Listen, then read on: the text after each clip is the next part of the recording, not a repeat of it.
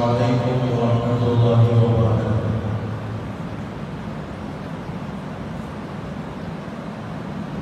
الحمد لله وكفى وسلام على عباده الذين اصطفى وعلى آله وأصحابه المجتبى، أما بعد، فأعوذ بالله من الشيطان الرجيم. بسم الله الرحمن الرحيم. ادعوني استجب لكم. صدق الله مولانا العظيم.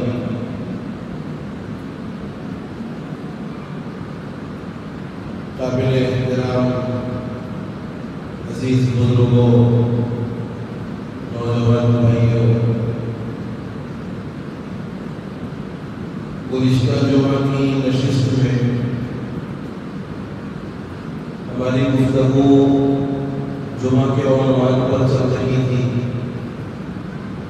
اور گفتگو کا اختتام اس بات پر ہوا کہ جمعہ میں ایک گھڑی ایسی ہے جو قبولیت دعا کی ہے، کہ جس گھڑی میں بندہ کچھ اللہ سے مانگتا ہے تو اللہ رب العزت اس کی دعا کو ضرور قبول فرماتے ہیں۔ اس پر ایک یہ سوال کہ ہم لوگ کئی سالوں سے اور کئی مہینوں سے کچھ دعائیں مانگتے ہوتے ہیں، لیکن اس کی قبولیت کے آثار ہمیں نظر نہیں آتے۔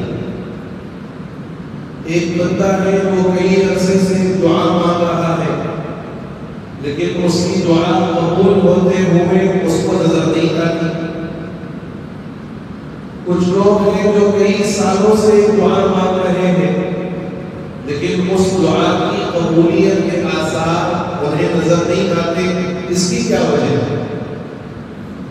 تو اس سلسلے میں چند گزارشات آپ کی خدمت میں رکھنی ہے۔ سب سے پہلی بات تو یہ ہے کہ دعا کے لیے کچھ شرائط ہوتے ہیں، دعا کے کچھ آداب ہوتے ہیں۔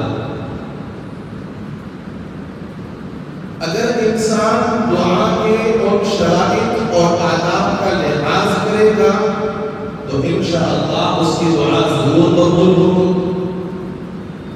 اور اگر انسان ان شرائط و آداب کا لحاظ نہ کرے تو پھر اس میں قصور بندے کا ہے، اس ساعت مقبولہ کا قصور نہیں۔ یعنی جس ساعت میں دعا کی قبولیت کی بات حدیث میں بتائی گئی ہے، اگر بندہ اس ساعت میں آداب دعا اور شرائط دعا کا لحاظ کر لے اور ان تمام شرائط کا لحاظ کرتے ہوئے دعا کرے تو قبول ہوگی، اور اگر یہ رعایت نہ کرے، آداب و شرائط کا لحاظ نہ کرے تو پھر اس کے قصور بندے کا ہے، اس ساعت مقبولہ کا نہیں۔ چنانچہ دعا کے آداب احادیث مبارکہ میں بیان فرمائے گئے ہیں کہ بندہ جب دعا کرے تو ان آداب کی رعایت کرتے ہوئے دعا کرے تو پھر اس کی دعا میں قبولیت کے آثار ضرور پیدا ہوتے ہیں۔ چنانچہ اللہ کے نبی صلی اللہ علیہ وسلم فرماتے ہیں ان اللہ لا یستجیب دعاء عن قلب لاہ، کہ اللہ رب العزت اس دعا کو قبول نہیں فرماتا جو بے دلی کے ساتھ کی جائے۔ اس دعا کو اللہ کی بارگاہ میں قبولیت نہیں ملتی جو انسان بے دلی کے ساتھ کرے، لغو و لعب میں مشغول ہو کر کے کرے۔ اس کا مطلب یہ ہے کہ آدمی دعا تو کر رہا ہے لیکن اس کا دل کسی اور طرف متوجہ ہے۔ انسان دعا کے لیے ہاتھ کو اٹھایا ہوا ہے لیکن اس کا قلب و دماغ اپنے گھر پہ ہے، اس کا قلب و دماغ اپنے بیوی بچوں پہ ہے، اس کا قلب و دماغ اپنی تجارت میں ہے۔ تو جب ان چیزوں کو بندہ دعا کے اندر شامل کر لے تو اس کا دل تو اللہ کی طرف متوجہ نہیں ہوا، اس کا دل تو کاروبار پر چلا گیا، اس کا دل تو بیوی بچوں پر چلا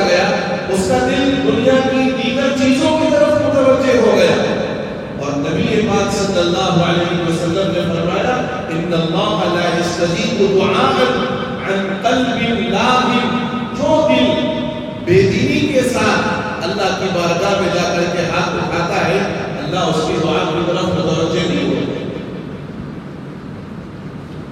سورۃ العنکبوت میں فرمایا گیا ہے اَمَّن يُجِيبُ الْمُضْطَرَّ إِذَا دَعَاهُ، کہ کون ہے جو مضطر کی دعا کو قبول کرتا ہے، یعنی وہ کون سی ذات ہے جو بے چین دل کے ساتھ، بے قرار دل کے ساتھ اگر اللہ کو پکارے تو کون ہے جو اس کی دعا کو قبول کرنے والا ہے۔ قرآن بعد میں خود کہتا ہے کہ وہ سوائے اللہ کے اور کوئی نہیں۔ تو دعا کا ایک قدم یہ ہے کہ بے دلی کے ساتھ دعا نہ کی جائے، دعا بے چینی کے ساتھ کی جائے، قلب کی بے قراری کے ساتھ کی جائے۔ اللہ تعالیٰ ہمارے الفاظ نہیں سنتا بلکہ اللہ ہمارے دل کی کیفیت کو دیکھتا ہے، دل کی طرف کو دیکھتا ہے۔ چنانچہ اس پر ایک واقعہ سناتا ہوں۔ حجاج ابن یوسف کا نام آپ نے سنا ہوگا، مسلم دور حکومت کا ایک انتہائی ظالم اور جابر بادشاہ گزرا، کئی صحابہ اکرام کو قتل بھی کیا، لیکن علماء فرماتے ہیں کہ یہ جو ہمارے پاس قرآن مجید ہے اس کے اوپر زبر زیر پیش اعراب حرکات حجاج ابن یوسف نے سب سے پہلے لگا، تو ممکن ہے کہ قرآن کی اس خدمت کے بدلے اللہ اس کی مغفرت کرے۔ حجاج ابن یوسف ایک مرتبہ بیت اللہ کا طواف کر رہا تھا، اور بیت اللہ کے طواف کرتے وقت میں اس نے ایک نابینا کو دیکھا جو بیت اللہ کے قریب بیٹھ کر کے دعا کر رہا ہے کہ اے اللہ میری بینائی واپس کر دے، اے اللہ میری آنکھوں کی روشنی آپ مجھے واپس کر دیجیے۔ حجاج ابن یوسف ساتھ جو چکر لگاتے ہیں، عربی میں اس کو ایک چکر کو بولتے ہیں شوط، تو حجاج ابن یوسف نے اپنے طواف کے 3 شوط مکمل کر لیے، 3 چکر پورے کر لیے۔ اب اس کی نگاہ پڑی اس نابینا پر کہ وہ بیٹھ کر کے اللہ سے دعا کر رہا ہے کہ اللہ میری بینائی واپس کر دے۔ تو حجاج ابن یوسف اس نابینا کے پاس پہنچتا ہے اور پہنچ کر کہتا ہے کہ میں نے اپنے طواف کے 3 چکر مکمل کر لیے، 4 چکر باقی، میرا طواف پورا ہونے سے قبل تیری آنکھ کی بینائی واپس آ جانی چاہیے، اگر نہیں آئی تو تیری گردن اڑا دوں گا۔ اب وہ نابینا بڑا پریشان کہ بھائی اگر دعا نہ کروں تو گردن جائے گی، آنکھ نہ آؤں تو جو مقصد میں اللہ سے مانگ رہا ہوں وہ بھی نہیں ملے گا، لہذا مرتا کیا نہ کرتا۔ اب جو نابینا نے دعا کی ہے تو قلب مستر کے ساتھ دعا کی، دل کی بے چینی کے ساتھ دعا کی، قلب کے اندر وہ تڑپ اور وہ بے چینی جو ایک واقعیت مانگنے والے کے دل کے اندر ہونی چاہیے، اس تڑپ اور اس فکر کے ساتھ اس نابینا نے اپنی آنکھوں کی روشنی اللہ سے مانگی۔ حجاج کے 7واں شوط مکمل نہیں ہوا، ادھر نابینا کی آنکھ واپس آ گئی۔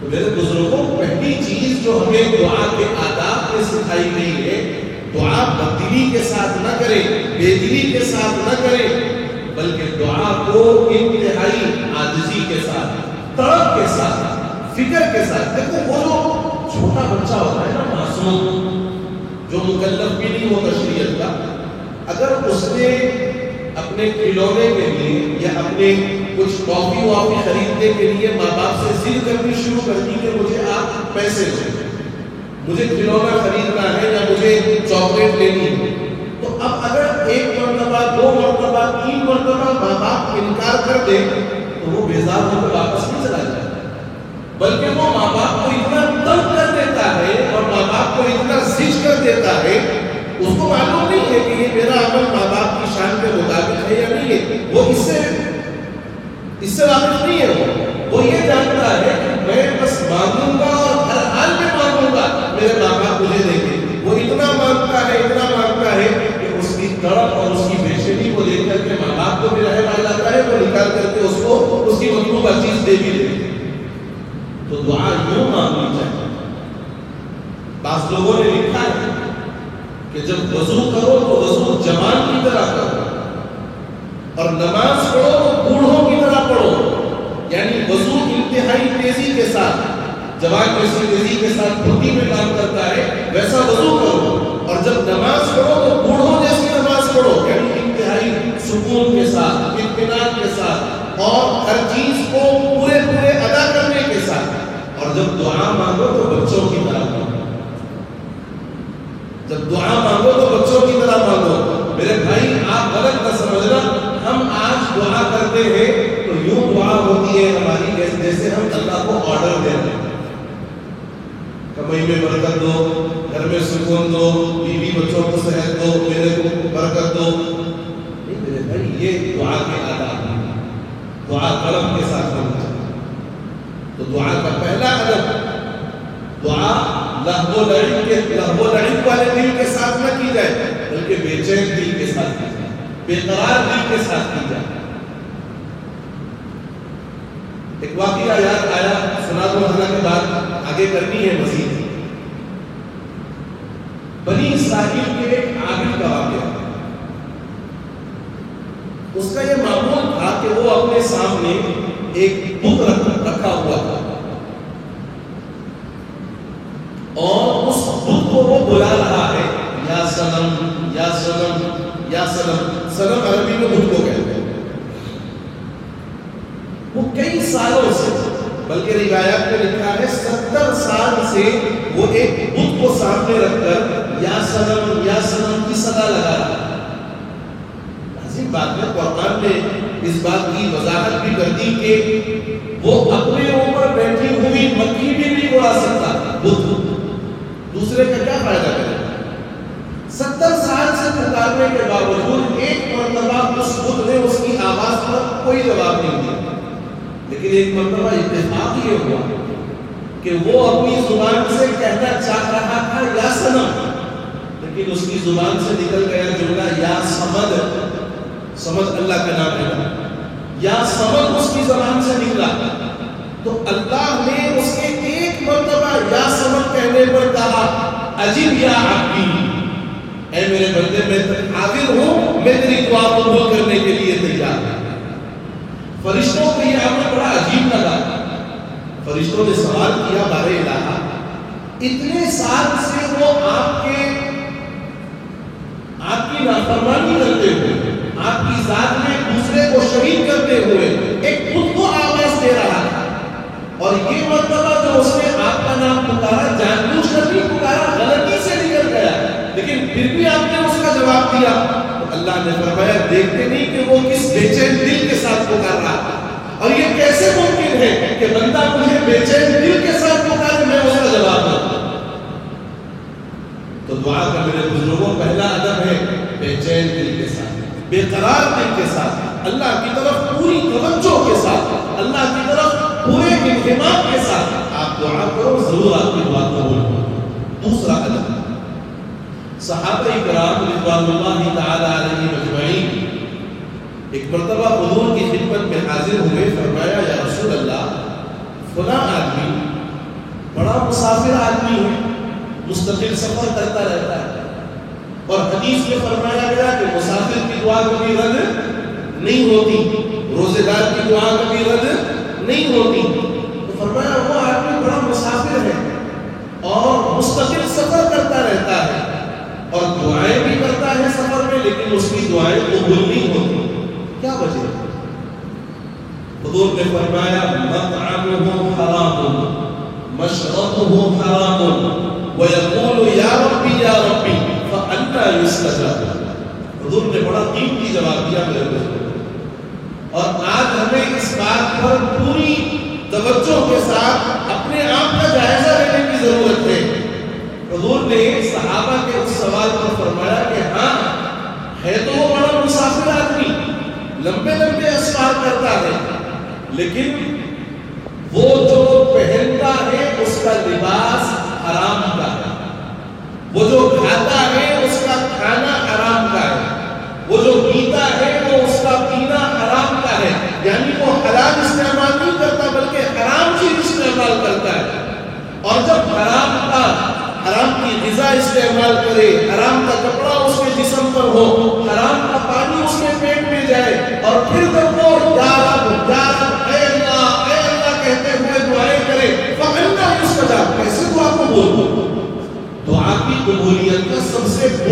تیسرا عنصر ہے حلال پیٹ میں رہے، غذا حلال کی ہو، لباس حلال کا ہو، کھانا پینا حلال کا ہو، اور پھر اس کے بعد بے چین دل سے تم اللہ کو پکارو، اللہ تمہاری آواز کو قبول کرے۔ آج ہمارے پاس ایک تھنک بنی ہوئی کہ بھائی پیسہ ہو چاہے جیسا ہو، ہماری ایک تھنک بن گئی ہے کہ صاحب پیسہ ہو چاہے جیسا ہو، نہ حلال حرام کی کوئی تمیز، نہ یہ تمیز کے واقعاتاً یہ پیسہ میں اس کا حقدار بھی ہوں یا نہیں ہوں، کیا یہ پیسہ اگر میں لے کر کے اپنوں کو اور اپنی نسلوں کو کھلاؤں گا تو ان میں دینداری آئے گی یا وہ دین سے بیزار ہو جائیں گے؟ میرے بزرگوں یاد رکھنا، حرام کھانے سے چہرے تو نہیں بدلتے، صورتیں مسخ نہیں ہوتی، لیکن یاد رکھنا نسلیں بگڑ جاتی ہیں، نسلیں بگڑ جاتی ہیں حرام کھانے سے۔ ہماری یہ جو ٹھیک ہے کہ صاحب پیسہ ہو چاہے جیسا ہو، یہ مومن کی شان نہیں ہے۔ میرے بزرگوں یہ مومن کی شان نہیں ہے، مومن کی شان تو یہ ہے جو اللہ نے دیا اس پر قناعت کر لیا، حلال کی فکر کیا اور حلال اپنی اولاد کو کھلایا، وہ دنیا کا سب سے امیر ترین آدمی۔ یہ جو پیسہ ہے نا، اس کے سلسلے میں عربی کی ایک کہاوت ہے، المال غادر وراقب، مال تو وہ ہوتا ہے جو آزاد پنچھی کی طرح ہوتا ہے، صبح آپ کے پاس ہے، شام میں آپ کے پاس سے اڑ گئے۔ اور یہ تجربے کی بات ہے، کئی لوگوں نے تجربے کے بعد آ کر کے مسائل معلوم کیے اور ان مسائل پہ انہوں نے اس بات کو قبول کیا کہ مفتی صاحب کسی کو دھوکہ دے کر کے ہم نے 10,000 روپے لے لیے، لیکن اس میں 2 گھنٹے کے بعد کچھ ایسا حادثہ پیش آیا کہ ہمارے 50,000 نکل گئے، ہمیں خبر تک نہیں ہوئی۔ ہم یہ سمجھتے ہیں کہ پیسہ چاہے جیسا ہو آ جائے ہم مالدار بنیں گے۔ میرے بزرگوں ہم مالدار نہیں بنتے، بلکہ ایک وبال گھر اٹھا کر کے آتے ہیں، بات سمجھنا میرے، ایک وبال گھر اٹھا کر کے آتے ہیں، اور جب وہ وبال گھر میں داخل ہوتا ہے اس کی نحوست یہ ہوتی ہے کہ وہ اچھے مال کو بھی خراب کر دیتا ہے۔ آپ نے 10,000 روپے کسی کے غلط طریقے سے اڑا لیے، جھوٹ بول کر کے حاصل کر لیے، بہنوں کا حق مار کر کے حاصل کر لیا، کسی کو دھوکہ دے کر کے حاصل کر لیا، اور وہ لے جا کر کے آپ نے گھر پہ رکھا اپنے حلال اور پاکیزہ مال کے ساتھ۔ یاد رکھنا وہ جو 10,000 کی نحوست ہے نا، وہ دکھتی تو نہیں، لیکن اس کی نحوست اس اچھے مال کے اندر بھی پڑ جاتی۔ حادثہ یا کوئی واقعہ ایسا رونما ہو جاتا ہے کہ وہ حرام کے 10,000 تو جاتے ہی ہیں، اس کو لگ کر کے حلال کے 40,000 اور نکل جاتے ہیں، اور ایسا بارہا تجربہ ہوا ہے لوگوں کو۔ دیکھو بکری کی غذا اللہ تعالیٰ نے چارے میں رکھی ہے، ہرا بھرا یا سوکھا گھاس جو بکری کو دی جائے وہ اس کا چارہ ہے، وہ کھائے گی، اس کا پیٹ بھرے گا، وہ اچھی رہے گی۔ اور خنزیر کی غذا اللہ تعالیٰ نے نجاست میں رکھی ہے، وہ نجاست کھاتا ہے، وہ نجاست کھائے گا، موٹا بھی ہوگا، تر و تازہ بھی ہوگا، تندرست بھی ہوگا۔ اب بکری اگر مان لو خنزیر کو روزانہ دیکھ رہی ہے، واش کر رہی ہے، یہ تو روزانہ نجاست کھا رہا ہے اور خوب اچھا صحت مند بھی ہو رہا ہے، تگڑا بھی ہو رہا ہے، اور میں روزانہ یہ ہری گھاس کھا رہی ہوں، مجھے اس سے کوئی فائدہ ہی نہیں ہو رہا، میں موٹی ہی نہیں ہو رہی، چلو میں بھی ایک کام کرتی ہوں۔ اگر بکری نے یہ سوچ لیا کہ کل سے میں بھی نجاست کھانا شروع کر دوں گی، کل سے میں بھی نجاست کھانا شروع کر دوں گی، تو اگلے دن کیا ہوگا؟ بکری مر جائے گی، بکری مر جائے گی۔ کیوں؟